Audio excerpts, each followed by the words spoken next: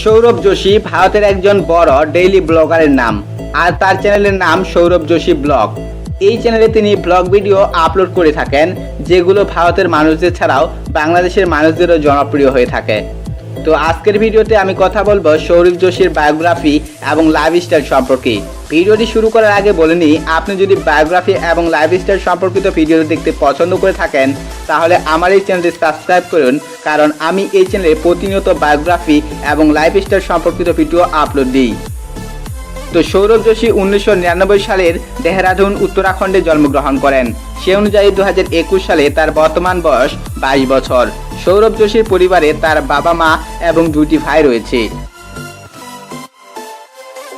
তো চলুন এবারে জেনে আসি তার ইউটিউব ক্যারিয়ার সম্পর্কে।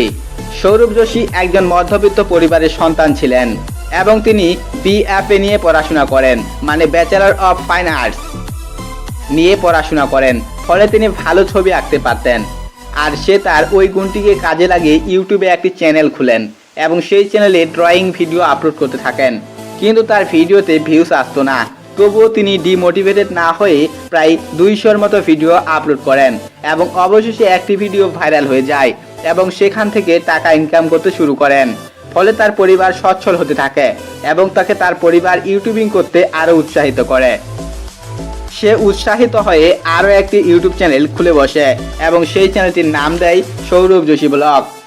সেখানে তিনি ফ্যামিলি ব্লগ নিয়ে ভিডিও আপলোড করে থাকেন, আর সেই ভিডিওগুলো মানুষের কাছে এত জনপ্রিয় হয়ে ওঠে যা ভাবার মতো নয়।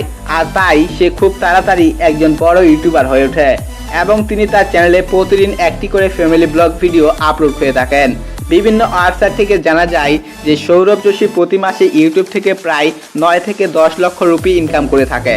বর্তমানে সৌরভ যোশীর একটি গাড়ি যেটার দাম প্রায় 23 লক্ষ রুপি এবং দুটি বাইক যেগুলোর দাম প্রায় 65,000 রুপি এবং 2 লক্ষ রুপি। তো বন্ধুরা, আপনি যদি সৌরভ যোশীর ব্লগ ভিডিও দেখে থাকেন তাহলে অবশ্যই আমাকে কমেন্টে জানান, আর এই ভিডিওটি ভালো লাগলে অবশ্যই লাইক কমেন্ট শেয়ার করুন, আর এই চ্যানেলে নতুন দর্শক হয়ে থাকলে অবশ্যই চ্যানেলটি সাবস্ক্রাইব করে সাথে থাকুন। আর এতক্ষণ সঙ্গে থাকার জন্য সকলকে ধন্যবাদ।